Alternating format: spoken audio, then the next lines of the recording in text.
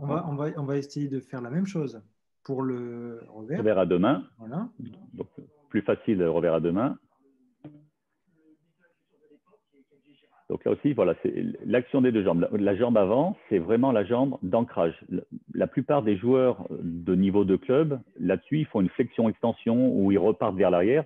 Là, on voit bien que c'est comme un piquet. C'est-à-dire qu'une fois qu'il a fait son pas sur l'avant, la jambe là, cet axe-là, il ne bouge pas. C'est comme s'il y avait un piquet autour duquel il tournait. Et il ne va tourner, là, la vidéo est courte, mais il ne va bouger ce segment-là que lorsque la raquette a fini son extension sur l'avant. Donc, c'est très tard. C'est une fraction de seconde. À l'œil nu, on ne le voit pas. On a l'impression qu'il frappe, qu'il se replace. Mais en slow motion, on voit bien qu'il y a cet ancrage, le pied qui reste derrière pour éviter justement que les hanches tournent trop vite et favorise cette poussée. Là, on a l'épaule gauche qui va aller sur l'avant, c'est le plus important. C'est le rôle de la rotation du tronc, c'est d'amener en fait l'épaule gauche au travers de la frappe. Là, on va voir si ça continue un peu. Non, là, on s'est arrêté. Voilà. Si on peut avoir ça que si derrière, on est fixé. Si on a, mais la fixation, ça ne veut pas dire un talon au sol. C'est juste quelque chose qui retient le passage de la hanche. Donc, la hanche n'est pas fixe, mais elle ralentit. Et parce qu'elle ralentit, les épaules peuvent aller sur l'avant. On va regarder en détail le mouvement de la hanche. Et souvent, chez un débutant, à ce moment-là, il y a déjà quelque chose qui ne se crée pas. Il y a une fuite sur l'avant. Et surtout, le pied arrière, des fois, est déjà en train de passer. Ouais. Donc, et là, ça fait tourner sur place. Donc, parce que souvent, ce problème-là, on a tendance à dire fais passer ta jambe arrière.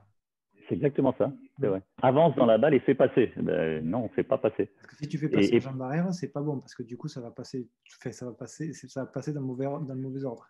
Donc, et non seulement, alors c'est pas bon, mais c'est surtout que quand on le dit explicitement, passe la jambe, non seulement les enfants ne passent pas la jambe comme il va le faire sur la fin, c'est-à-dire sur le côté pour trouver le replacement après, ils mettent un coup de pied. Donc, ils font passer la jambe comme s'ils mettaient un coup de pied dans un ballon. Donc, la hanche part. Il n'y a même plus de rotation des hanches, c'est un mouvement de hanche vers. Donc, c'est complètement faux. Donc, en fait, c'est juste je tape la balle et après, c'est juste, je laisse mon corps tourner face au filet et ma jambe gauche me sert d'appui pour me replacer. Donc, voilà, c'est trouvé dans le revers. Donc là, on n'a pas sur le coup droit. Mais voilà, c'est trouver ces petits points-là qui permettent cette fameuse traversée de le moment linéaire de la raquette qui va aller au point de contact, qui va aller un peu plus loin que le point de contact. Une grande différence entre le très haut niveau et le bon niveau, ça se joue vraiment là-dessus. C'est cette traversée de balle.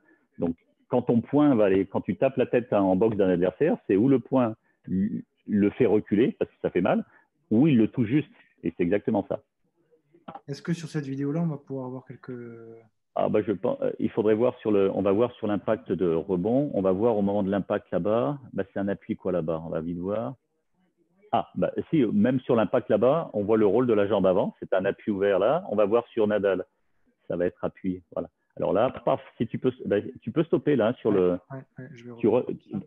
Par exemple, tu remets en arrière. Au moment où il va déclencher, bouge pas. Ouais. Donc, tu vois, là, on voit bien que c'est un appui ouvert à la base. C'est un appui ouvert décalé. Au moment où son bras gauche part vers l'avant, il y a sa jambe droite, donc qui est la jambe avant, qui vient se mettre en avant. Ça bloque la rotation des hanches. En tout cas, ça la freine pour éviter de se retrouver complètement face au filet. Donc, tu vas voir, là, on va le retrouver. Et c'est vraiment, boum, bouge pas là. Ouais.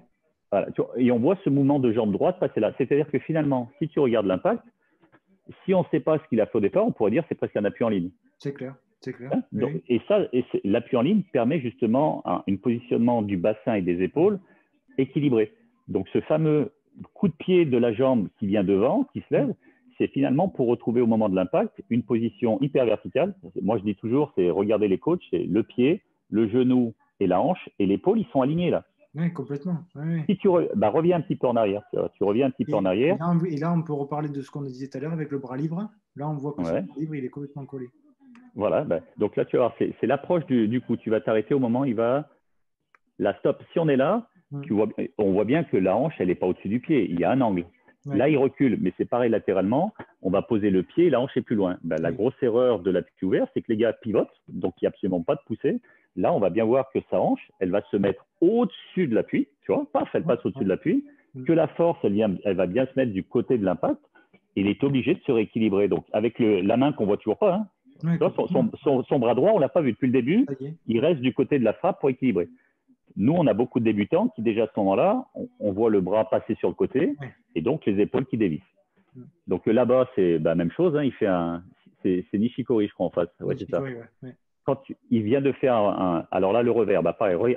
Qu'est-ce qu'il fait avec sa jambe arrière, Nadal, là? Je vais reprendre le revers. Reviens un petit peu. Regarde bien il va faire son revers. Voilà, il y va. La jambe arrière, qu'est-ce qu'elle va faire? Au moment où il va engager son bras avant, regarde. Ouais, elle part sur la gauche. Ouais. Elle part vers l'arrière. C'est-à-dire que là, ça lui permet de fixer, ça fixe ses hanches pour éviter justement de complètement tourner et ça lui donne cette force de pénétration. Et après, la jambe est passée, c'est normal. Mais c'est toujours un timing qui est très, très. Il faut bien le sentir. C'est je fixe d'abord, boum, et après, je tourne pour me replacer. Ouais. Là-bas, Nishikori, ça doit être, si on continue, tu vois, c'est appui ouvert. Ben là, on va bien le voir. Appui ouvert. Il passe, tu vois, là, regarde, sa hanche va passer au-dessus de l'appui, c'est clair. Sa jambe avant et son bras gauche, ils sont là pour fixer. Ça, à l'œil nu, ça va trop vite. On ne peut pas le voir. Clair, mais quand on sait ce qu'il faut aller observer, alors après, là-dessus, il y a tous les exercices, les éducatifs que je fais beaucoup sur un pied, de fixation. C'est des choses qui deviennent naturelles parce que tu les travailles. Mais ça, pareil, là, on va le revoir sur celui-là. Il va systématiquement s'engager, tu vois, vers le point de contact. Et là, quand il va, tu vois, passe son pied, il est toujours plus loin que l'impact. Nous, nos débutants, là-dessus, ils sont déjà en train de se replacer quand ils tapent. Bah là, c'est même pas, ça doit être Raonic là-bas. Dans la foulée, il va faire appui ouvert, voilà. Et hop, équilibre. Non, c'est Verdasco en face. Tu vois, c'est vraiment ouais. Et on a l'impression qu'il y a l'impact, alors que c'est un appui ouvert au départ, c'est presque un appui croisé. Là, Nadal, c'est hop, croisé, je m'équilibre, je repars. Alors, on va voir la balle Verdasco. Ouais. Ça va être un décalage, je pense, long de ligne. Ouais. Donc, tu vois, long de ligne, ça va être appui avant. Donc, il va se équilibrer sur l'appui avant. Et tu vois ce qu'il fait le pied arrière là-bas? Exactement la même chose que ce qu'a fait tout à l'heure Nadal, oui, tout à fait. Voilà. Ça permet de garder la ligne. Et parce qu'il garde la ligne, il peut pénétrer le coup sur long de ligne. S'il laisse passer, c'est fini, ça tombe. Sachant que, moi, je vais prendre mon exemple. Hein. Je me vois faire ça et je me vois finir dans le... dans le couloir. Et voilà, la plupart des joueurs débutants, quand ils tentent ce qu'on appelle le inside in, c'est-à-dire le décalage rejoué long de la ligne, ça finit toujours pratiquement dans le couloir parce qu'ils se laissent emporter avec eux et ils amènent la trajectoire. Mon corps, ma balle, ça va. Ouais. Mais mon corps, je peux te dire qu'il était là-bas. Donc, si la balle revenait, bon courage. Ouais, mais si ton corps est de l'autre côté et que ta balle est quand même dans le cours, je peux te garantir qu'elle n'a pas de poids, ta balle. Ouais. Elle n'a pas de poids. Voilà, c'est ça la grosse différence. C'est que ce n'est pas une trajectoire qui va être pénétrante. Elle ne va pas faire mal, ta trajectoire. Donc, et en travaillant justement sur comment tu amènes ton corps dans l'espace et comment tu le fixes, tu as un impact sur le rebond de ta balle. C'est ça qu'il faut. Et là, tu vois, pareil, Tsitsipas, si tu regardes son revers, au moment où il tape, sa jambe, elle reste en arrière. Donc, c'est toutes ces choses-là qui sont, regarde, tu vois, au moment où il tape. Ouais, je vois. Wawrinka, c'est encore plus flagrant, mais tu vois, quand il balance là, il s'ancre énormément sur la jambe avant, très fixe. Et une fois que le bras est parti, elle reste derrière. Elle est encore derrière. Et là, il va y avoir rotation, ce qui est normal pour retrouver face au jeu. Voilà. Donc, l'œil, après, doit vraiment être aiguisé sur… Et moi, je préfère parler de ces points-là parce que le bras, c'est quelque chose, c'est mécanique, c'est très facile. Envoyer un bas vers une balle. Mais même ce matin, je voyais avec les joueurs, tu as envie d'être relâché, de taper fort. Ouais, mais si ton corps part à gauche quand tu as envie de mettre la balle là-bas, avec le haut niveau, ils sont capables de la mettre dedans. Mais c'est la différence entre une balle qui va sortir, un coup droit qui va sortir à 150 km/h et celui qui va être à 80. À haut niveau, c'est un monde d'écart. Oui, donc, et le faire de façon répétée dans des conditions où des fois c'est extrême, la balle vient très vite, tu n'as pas le temps de te placer, trouver ces ancrages, même si tu n'as qu'un pied au sol, comment ton corps dans l'espace va pouvoir s'organiser avec peu de préparation pour quand même, pof, aller en direction de la balle, quoi.